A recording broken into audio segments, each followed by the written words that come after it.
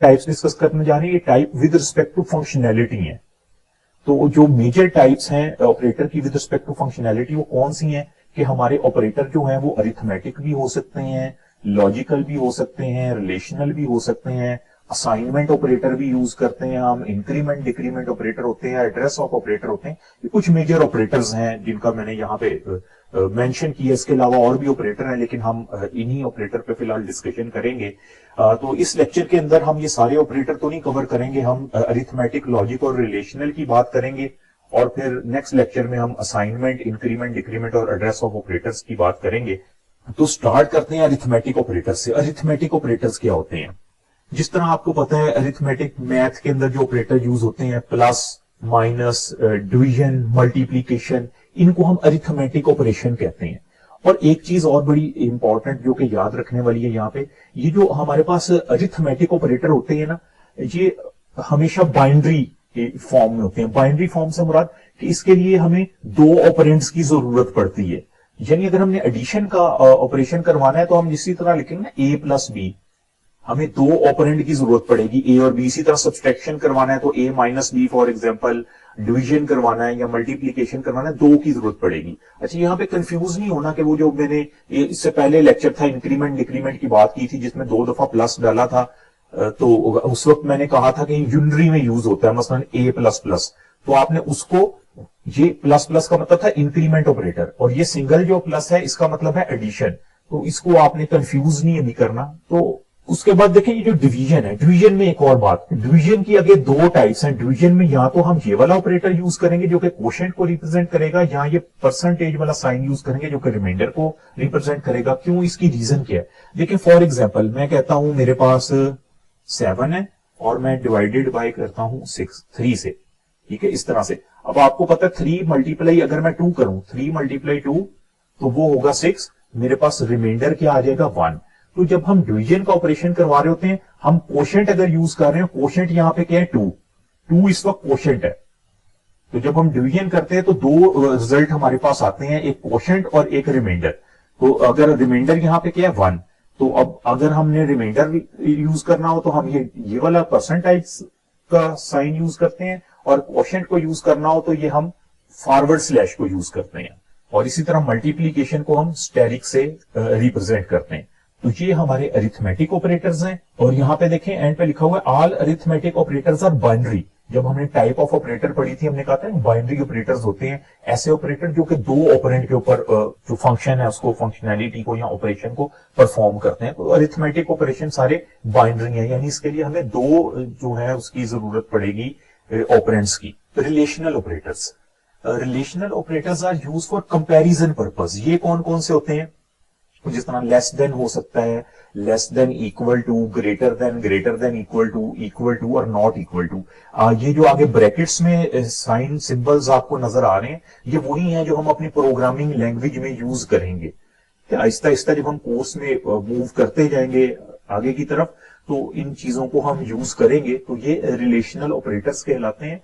और relational operators भी binary operators होते हैं किस्म के। बाइनरी से मुराद इनके लिए भी, इन ऑपरेटर्स को भी फंक्शन परफॉर्म करवाने के लिए दो ऑपरेंड की जरूरत होती है एटलीस्ट। क्योंकि देखें जिस तरह लेस देन का अब परफॉर्म करवाना है हमने फंक्शन, तो हम इसी तरह कहेंगे ना A is less than. Less than क्या? Less than B, C, D, कुछ तो बताना होगा ना। इसी तरह ग्रेटर देन हो गया या इक्वल टू हो गया। तो इसके लिए हम जो है बाइनरी यूज करते हैं। तो ये भी जब हम अपना कोड करेंगे, एग्जांपल्स देखेंगे तो अंदर इन सब को भी उसके अंदर यूज करेंगे। नेक्स्ट आ जाते हैं जी हमारे पास लॉजिकल ऑपरेटर्स। 3 किस्म के लॉजिकल ऑपरेटर्स हैं, नॉट, एंड और। अब ये क्या है? नॉट ऑपरेटर से क्या मुराद है? ये बेसिकली ना हमें ट्रूथ वैल्यूज रिटर्न करते हैं। जब हमने किसी चीज का आंसर ट्रू और फॉल्स में देना हो तो वहां पे यूज हो रहे होते हैं। नोट तो बेसिकली एक यूनरी ऑपरेटर हम कह सकते हैं। यूनरी से मुराद किसके लिए? हमें एक ही हमारे पास मसलन वैल्यू हमारे पास ट्रू आ रही है तो ये ऑपरेटर क्या करेगा? अगर ट्रू है तो उसको फॉल्स में चेंज कर देगा, अगर फॉल्स है तो उसको क्या करेगा? ट्रू में चेंज कर देगा। इसी तरह ये जो हमारे पास एंड ऑपरेटर है, एंड को हम इम्परसेंट साइन या आप कह रहे हैं डबल एंड से इस तरह से रिप्रेजेंट करते हैं। और को ये पाइपलाइंस, जो डबल पाइपलाइंस हैं इसके साथ रिप्रेजेंट किया जा रहा होता है यूजुअली। तो अब ये एंड और कैसे काम करते हैं, ये भी लॉजिकल ऑपरेटर है। देखिए हमारे पास दो वैल्यूज है फॉर एग्जांपल, उसके कितने केसेस बनेंगे, दो वैल्यूज है तो 2⁻², टोटल 4 केसेस बनेंगे। वो 4 केसेस क्या हो सकते हैं, फॉर एग्जाम्पल मैं कहता हूं दो वैल्यूज क्या है, एक वैल्यू ए है और एक बी है, ठीक है। इस तरह से एक लाइन ड्रा करते हैं। अब ए और बी क्या हो सकता है, या तो ये हो सकता है दोनों वैल्यू ट्रू हो, या हो सकता है एक वैल्यू ट्रू हो, ए की वैल्यू ट्रू हो, बी की वैल्यू फॉल्स हो, या हो सकता है ए की वैल्यू फॉल्स हो, बी की वैल्यू ट्रू हो। यहां लास्ट केस क्या होगा कि हम कहते हैं दोनों वैल्यूज फॉल्स हैं, ठीक है। अब अगर इसके ऊपर हम ऑपरेशन करना चाह रहे हैं, and operation, for example and operation, तो हम क्या करेंगे, हम लिखेंगे इस तरह ए, फिर उसके साथ 2 दफा एंड का साइन होगा। ये मैं आपको इसकी लॉजिक समझा रहा हूं कि किस तरह, 2 दफा एंड का साइन होगा और फिर बी होगा। अब क्या आएगा, एंड ऑपरेशन क्या करेगा, एंड ऑपरेशन कहता है कि जहां पे दोनों वैल्यू ट्रू होंगी रिजल्ट वहां पे ट्रू आएगा, अदरवाइज रिजल्ट फॉल्स होगा। देखें ए भी ट्रू है, बी भी ट्रू है, इसका मतलब रिजल्ट ट्रू आएगा, इसके अलावा हमेशा रिजल्ट फॉल्स होगा, ठीक है। दोनों वैल्यू ट्रू होंगी तो ट्रू, अदरवाइज रिजल्ट फॉल्स आएगा। और यही अगर हम और ऑपरेटर की बात करें, मैं यहीं पे इस तरह से लिख देता हूं ए, फिर उसके बाद ऐसे हम और का साइन डाल देते हैं बी। अब क्या होगा, और ऑपरेटर कहता है कि दोनों वैल्यूज में से, यानी ये ऑपरेटर जिन ऑपरेंड के ऊपर अप्लाई हो रहा है, उन दोनों वैल्यू में से अगर एक भी वैल्यू ट्रू होगी तो रिजल्ट ट्रू होगा, अदरवाइज फॉल्स होगा। जिस तरह देखें यहां पे क्या है, एक कम से कम एक वैल्यू ट्रू होनी चाहिए, यहां पे तो दोनों ही ट्रू है, इसका मतलब ट्रू। यहां पे भी एक ट्रू वैल्यू मिल रही है, इसका मतलब ट्रू। इधर देखें ए और बी में बी ट्रू वैल्यू मिल रही है, इसका मतलब ट्रू। और यहां पे देखें दोनों फॉल्स हैं, तो यहां पे क्या होगा, फॉल्स।